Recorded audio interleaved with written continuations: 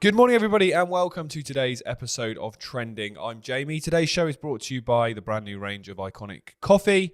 Head over to shop.ickonic.com and use the code TRENDING for 10% off. It's available in both ground and whole beans.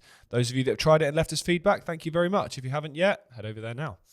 Right, so we're going to dive into, I say we, it's just me this morning. We're going to dive into a few stories here today that are making the headlines right across the world. One being, or the biggest one being, and I know we've had some comments about not necessarily focusing on UK stories, not necessarily focusing on US stories, focusing too much on certain aspects of what's going on in the world, when really there are only a few stories that are going on that really affect the entire world order. You've got the situation in Gaza, you've got the situation in Ukraine, you've got the situation with the whole geopolitical kind of balance of power. You've got the pharmaceutical industries. All those things affect basically everyone, hence why they're quite heavily covered on this program. So in the last few days, after the initial talks and negotiations began in Saudi Arabia between the US and Russia to supposedly come to a peace settlement about the war in Ukraine, there's been a lot of stories about this day in, day out. There's been toys thrown out. There's been people's egos bruised in the eyes of the public theatre, whether that's true and whether they're just playing their roles and having this sort of pseudo outrage at what's going on, probably highly more likely than genuinely being put out. But in the last couple of days, last 24 hours or so, Trump has a couple of times branded Zelensky, the president of Ukraine, a dictator. Now, the reason he's using that is because essentially Zelensky's term in office ended in May last year. However, because the country is at war, he's declared essentially martial law and therefore postponed elections. So he's been in power for getting close to a year now, unelected, which is a pretty good description of what a dictator is. So Trump has pointed out that he's got an incredibly low approval rating. How he's figured that out, I don't know. But I do think this is an interesting subject to discuss, because those of you that are into football will remember that a few months ago, Dynamo Kiev, I believe it was, or might have been Shakhtar Donetsk. Anyway, one of the clubs in Ukraine that plays in the European Football League, the Europa League, they were playing an away fixture somewhere else in Europe, in Germany, I believe. And there was a good-sized faction of Ukraine fans, of the Ukrainian team, that were holding up banners that said Zelensky out. We don't want any war. We want elections, X, Y, and Z. And they were actually thrown out of the stadium. I couldn't find this story this morning when I was trying to find this, but I believe it was somewhere on Twitter that I saw a few people share some videos from the game. That then made no news, made no headlines anywhere whatsoever. Whereas thinking about it objectively, that should have made the headlines, because you've got a country at war. We're told constantly that we need to stand with the Ukrainian people, we need to stand by them against Russian aggression, but the question is very rarely, if ever asked, do the Ukrainians actually stand by Zelensky, and do they stand by what the war represents and stand by the way it's being handled? Or would they be quite happy with a peace settlement? Those questions are never asked. One man, always dressed as if he is about to go and do paintball, is essentially speaking for an entire country of people, and we're just meant to accept that what he says is what that wider country wants, thinks, and desires. I'm sorry, I don't buy that. I don't buy for a second that there's not massive discontent within Ukraine at what is happening, whether it be the fact that they're constantly under bombardment militarily, whether it be the economic devastation the country has been under. There's been so many things I could raise that would make Ukrainians question what's happening. And the idea that this guy has just, a blanket to do whatever he wants is completely incredible to me. The fact that this is not widely discussed. So the fact that Trump has put some light on this subject, I think, is interesting, because I guarantee that most people won't have a clue that his term expired in May last year. So they'll just think he's the president, he's elected, he's still in his term, people want him there, X, Y, and Z, when it's actually nowhere near as straightforward as that. But obviously, the reason talking about this story is that UK Prime Minister, or dictator, Keir Starmer, has backed President Zelensky after Trump calls him a dictator. Prime Minister Sir Keir Starmer has backed Vladimir Zelensky as a democratically elected leader. Well, he was once, but he's not anymore, after Donald Trump described the Ukrainian president as a dictator. Sir Keir called Zelensky on Wednesday evening and told him that it was perfectly reasonable for Ukraine to suspend elections during wartime, as the UK did in World War II. Well, I think World War II and what's going on now are slightly different in terms of scale. Trump had earlier criticised Zelensky, saying he'd done a terrible job and claiming he refuses to have elections. Well, I think any leader that ends up with your country in conflict has done a pretty terrible job.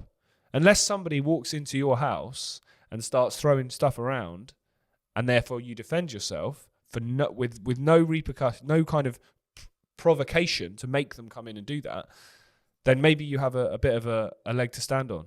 However, that's not what's happened here. We've seen, since Zelensky took office in 2019, we've seen consistent attempts to prod and push Russia. If Zelensky had come out when he first became president, and said, look, we don't want to join NATO, we're not going to join NATO, I understand the Russian apprehension at the idea of NATO troops on their border and what that would represent in terms of a threat to their security. As a result, we're going to be a neutral country. We want to have good relations with the West. We want to have good relations with Russia, both economically, socially, culturally. There's a lot of ethnic Russians living in Ukraine. The cultures are very, very similar, and so on. Now, if he'd have come out and said that, this would have never happened. It would have never happened. But obviously, that wasn't his job. His job was to do exactly what's happening now. The guy's an actor, ultimately, at the end of the day. His job was to bring about this environment that created this conflict, and therefore everything that we have seen since has been justified and allowed to happen. So the idea that he's done a good job is pathetic. The idea that peace, as something that's never been discussed, and diplomacy, and the idea of ceasefires and reaching agreements where there's concessions on both sides and everybody kind of walks away and the loss of life on both sides stops. The idea that when that is floated, it's an absolute, catastrophic suggestion to even think about peace. You're a Putin sympathizer if you want people to stop dying. Well, actually, no, just like people to stop dying. And any leader of a country that they actually care and represent the people of that would want exactly the same thing. Doesn't mean you let yourself get bullied around, but peace ultimately should be your primary focus and primary objective. At the moment, they're going to war with a nuclear power that they cannot win, reliant on money from countries like the UK, the US, and others in Europe, while those countries themselves are falling apart and going to the dogs. It's an absolutely incredible situation that we're seeing here, that this is continuing to happen, and that people still look at this guy as some kind of hero. But the final one on this, which I think is interesting, and we've spoken about this plenty of times, that the rhetoric from right to left, from different parties, from different politicians may change, but the outcome when it comes to important stuff is exactly the same. So you've seen what Keir Starmer has to say, completely back Zelensky, obviously, as of other European leaders. Here's what the elected leader of the Conservative Party, the apparent opposition here in Britain, has to say.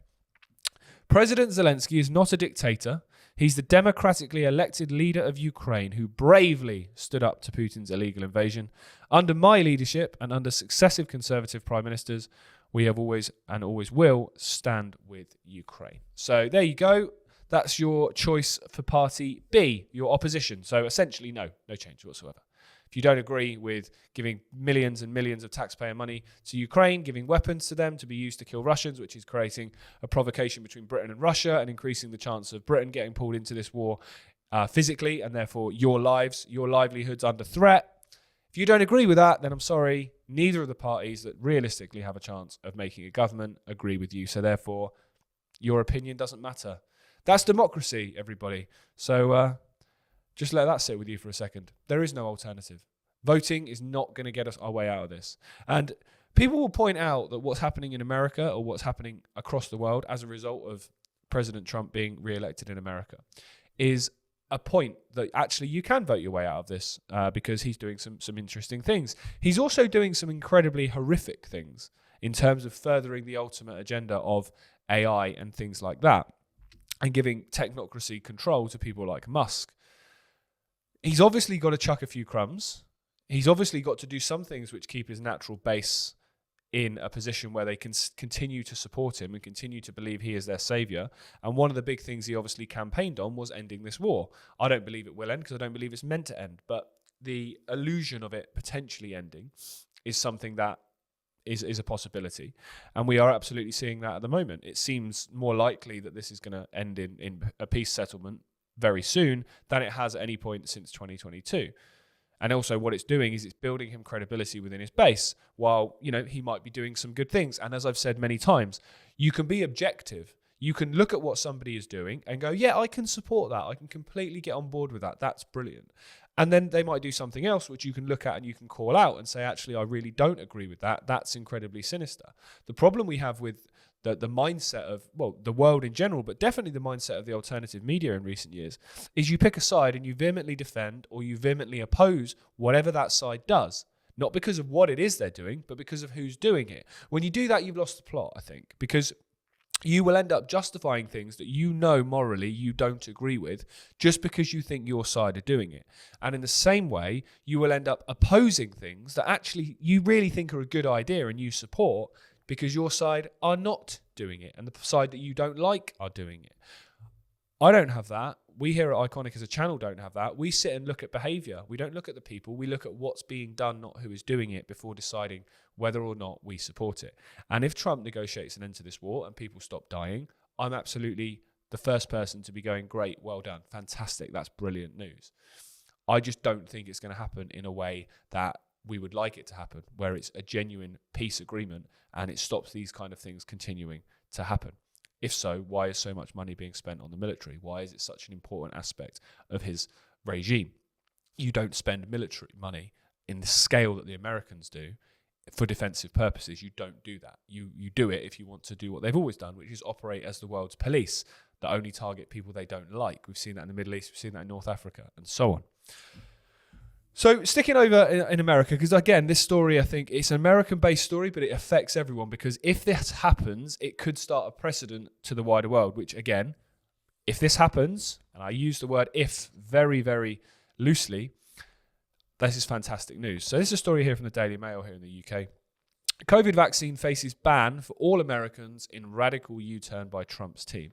Of course it's a radical U-turn because Trump's team, Operation Warp Speed, were the ones in 2020 that claimed credit for getting the vaccine out so quickly in the first place. Now with the appointment of Robert F. Kennedy Jr. as Health Secretary, this subject has become, again, quite highly discussed. And funnily enough, papers like the Daily Mail, which seem to be the most prevalent one for this for me, are all of a sudden allowed to talk about vaccine injuries. When for years they ignored them, they're now under this story.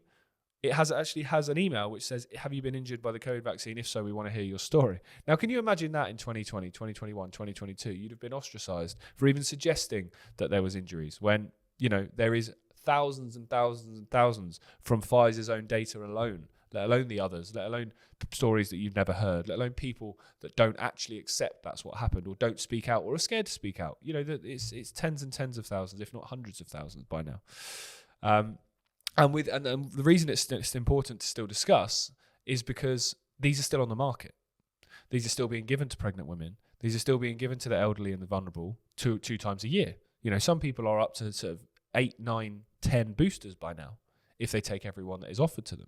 So the reason it's important to still highlight this issue is because it's not all retrospective. The injuries that we're hearing about for many people are retrospective because they're only hearing about them now.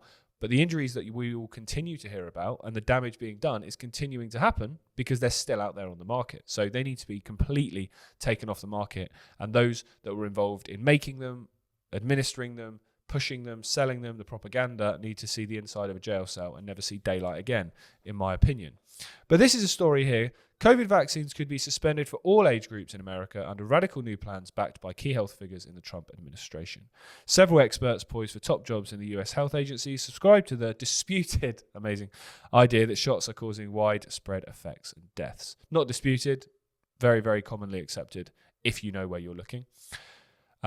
Dr. Jay Bhattacharya, who has been nominated to lead the National Institutes of Health, has backed a petition calling for mRNA vaccines to be paused and retested.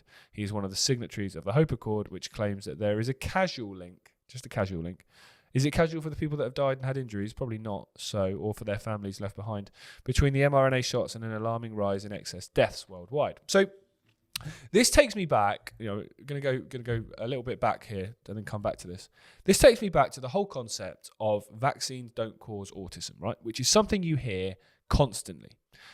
Because a doctor in the UK called Andrew Wakefield years ago suggested the concept that particularly the MMR vaccine, the measles, mumps and rubella vaccine, which is 3 live vaccines in one, has a high risk of causing autism and also death. I've sat and made a film called Informed Consent that's available on the channel. I'll put the link in the description.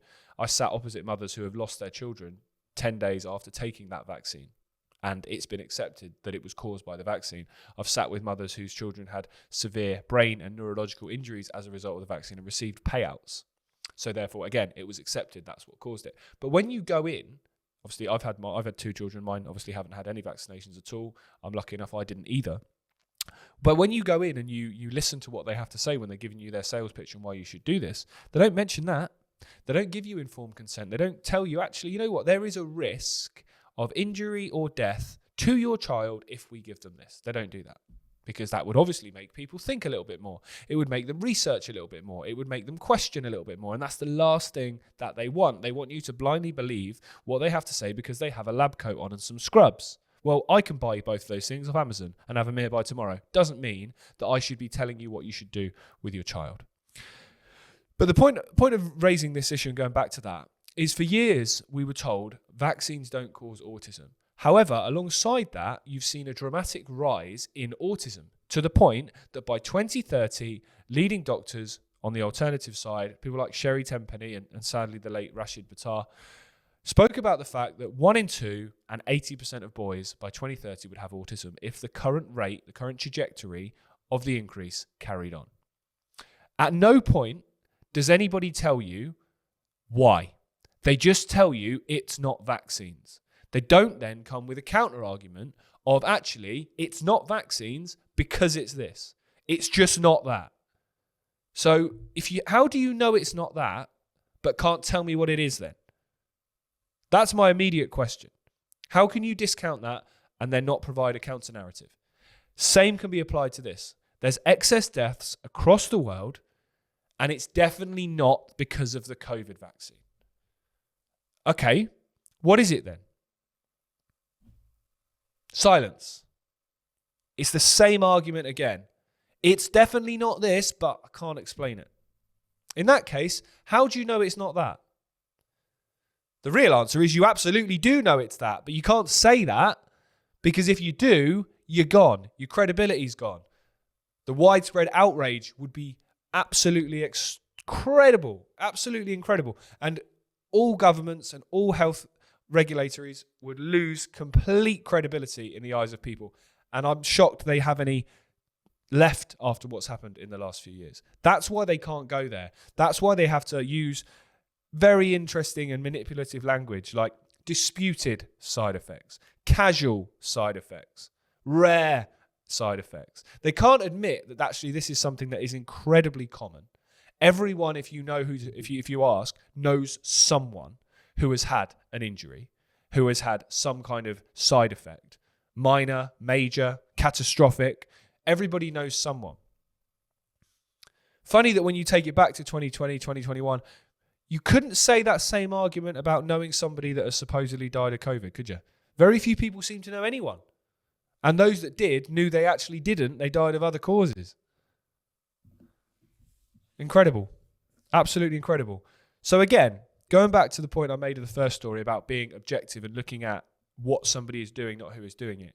If this happens, and this COVID vaccine is taken off the market in the US for all ages, and there is a full independent investigation led into them, I'm absolutely cheering at the top of my voice. Fantastic. That is great news. All for it. And I'll be the first person to say well done to those involved who make that happen. I don't believe that's going to happen. And the reason I don't believe that's going to happen is because vaccines and medical tyranny and medical compliance is absolutely part of the agenda. They don't want people to know that the people in positions of power have done this to them. Because if they do, there's going to be a lot more skepticism and a lot more calling out of anything like this in the future. They don't want that. They want increased compliance, not less of it. They don't want people like us that spoke about this years ago to be vindicated. Because then when something else happens and we point out again, maybe things aren't as black and white as you're being told, all of a sudden you have a lot more credibility with the eyes of people. And the people that turned around and called you a tinfoil hat conspiracy theorist might listen to you this time a little bit earlier than last time. They might listen to you before it's too late. They might listen to you before they know somebody that's had an injury, before they know somebody that's committed suicide because of lockdown. Any of those things that happened on such a widespread level. And that's the last thing they want. So for me, this is probably controlling the narrative is the best way of doing it, and best way of describing it, I should say.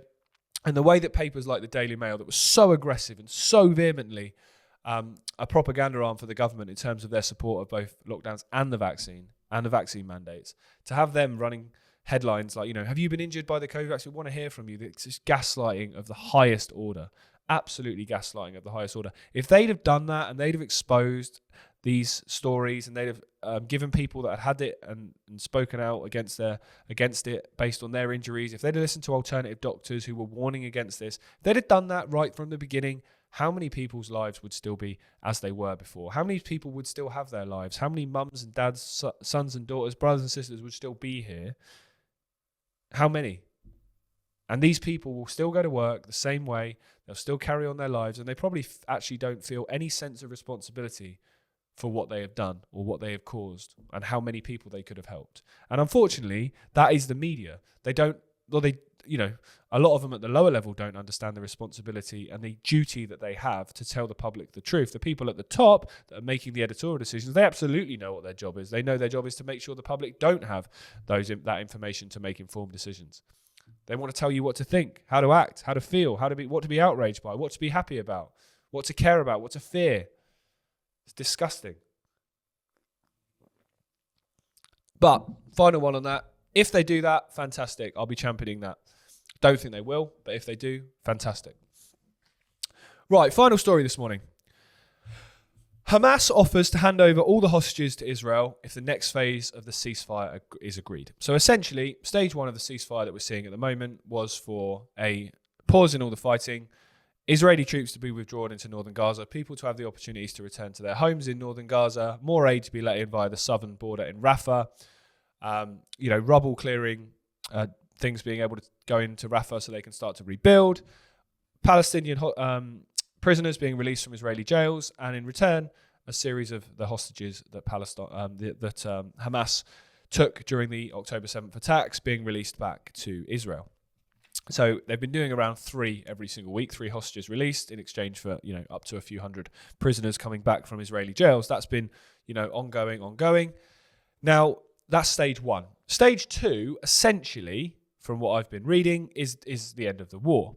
It's the release of all the hostages. It's the withdrawal of all Israeli troops from Gaza, and then people can start to try and rebuild their lives and rebuild their homes. And anyone that's seen any drone pictures or street footage of what Gaza looks like these days, I'm not sure that's possible. And I think that's exactly why what's happened has happened, to make the idea and the concept of being able to rebuild it completely impossible. So therefore, Trump's plan of walking in, taking over, bulldozing it all and making it into the Riviera of the Middle East suddenly becomes a more viable option.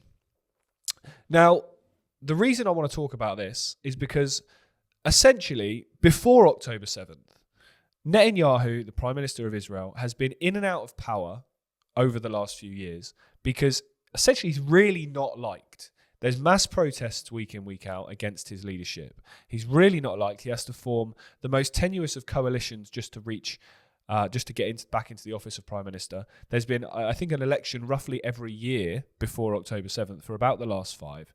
So the longer this war goes on and he has this war cabinet that he's created, the easier it is for him to hang on to power, essentially. So Netanyahu, this is the story, has long resisted any talk about the second phase of the agreement, which would involve a complete military withdrawal from Gaza, as well as the handover of remaining hostages, which should be top of the list. If we're going back to what we're saying about Zelensky, which is that your job as a leader of any country is to care for the people that are in it. Well, you know that there is people who were kidnapped on October the 7th, 2023, who have spent days, weeks, months, years away from their families in, I imagine, very uncomfortable circumstances where they're barely getting any food and water. You think bringing them home would be top of your list, but it's not. And that is one of the reasons there's been mass protests against his leadership, because the urgency to make that hostage deal happen and to get these people home has been non-existent. It's been more about bombing Gaza, which is obviously what his objective is and why October the 7th was allowed to happen. If you want to know more about that, tune into some previous episodes. It was absolutely allowed to happen. No way it wasn't. But the reason that apparently he is against this is because if it leaves Hamas with any kind of remaining control or force in Gaza, then exactly the same thing will happen again in future in terms of a cross-border attack. That's his claim. However, the Israeli Prime Minister has come under pressure from Donald Trump's special envoy, the US President's friend and fellow real estate developer, very interesting, real estate developer, Steve Witkoff, who said over the weekend, phase 2 is absolutely going to begin. Now, I said at the top of the show that I think they were creating this concept with Ukraine and Russia and Europe of this pseudo-outrage and these pseudo-disagreements. So they're disagreements and being on different pages, but they're only in the eyes of the public. They're for theatre. They're not real. Behind the closed doors, these people are hugging and shaking hands and very much on the same page. I think this is probably quite a similar concept here. They have tried to paint, since Netanyahu's visit to the US the other week, when Trump pointed out this concept of taking over Gaza, controlling it, moving the Palestinians to Jordan and Saudi and Egypt, they tried to paint, or certain people tried to paint, that took Netanyahu completely off guard. He didn't see that coming. And that Trump kind of one-upped him. Complete rubbish. The dynamic of that relationship is that Trump is the dog and Netanyahu is the owner with him on the lead. Absolutely, that is the dynamic of that relationship. Anyone that thinks otherwise, I would suggest you're incredibly naive and are not reading or looking or watching close enough. But the reason I think this is important is because they are trying to create this idea, I believe, that Netanyahu and Israel and Trump and the Americans are maybe not in alignment or agreement, and there's this pseudo outrage between them of how things should be dealt with next. Because what that will create, I think, is an illusion that Israel is not the one in the driving seat, is not the one calling the shots, and that this whole plan of resettling the Palestinians outside of Gaza and the Americans taking it over and doing all this development and stuff with it, that's not Israel's objective, that's America's objective. I feel there's something there to try and, I guess, distance themselves from each other to a degree when you don't have to look very, very far to see that Israel absolutely dominates American politics through organizations like AIPAC and so on. And the pledge that you have to sign to become a member of Congress, that you sign to support Israel, when surely that pledge should be to support the Americans that have elected you and that you represent, and that the taxpayer money that funds the Congress comes from, not a country thousands of miles away in the Middle East. But, hi-ho, that's American politics for you.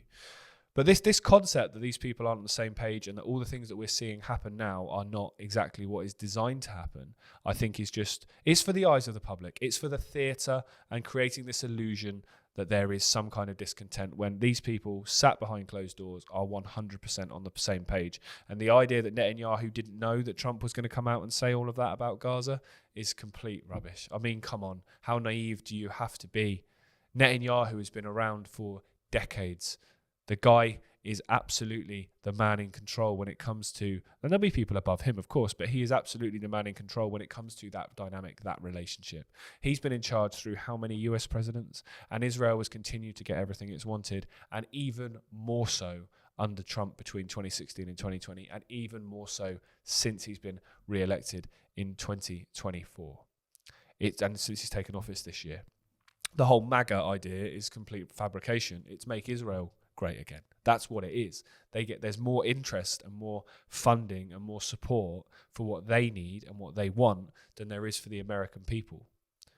It's completely incredible that people still can't see that and don't look quite objectively and say, well, actually, hang on, why is the focus so much on this country when it's not on ours, when ours is falling apart? I've been to America plenty of times. There's parts of it that are absolutely falling apart. There's large levels of devastation and deprivation and poverty across America when there's absolutely no need for there to be. Absolutely no need for there to be. If the money that is generated by that country was pushed back into the country, there should be no need for anybody to have anything but a really good standard of life. Same in the UK. But they don't. And they don't by design. One, because money is given away to third-party countries that are deemed more important. And secondly, because money is squandered, money is, you're not considered important to them. That's the fundamental part of it. You're not considered important to them. Hence why, even as taxation increases, the quality of life, the quality of services, the quality of the country doesn't. When if you're paying more for something, you should expect to get more for it.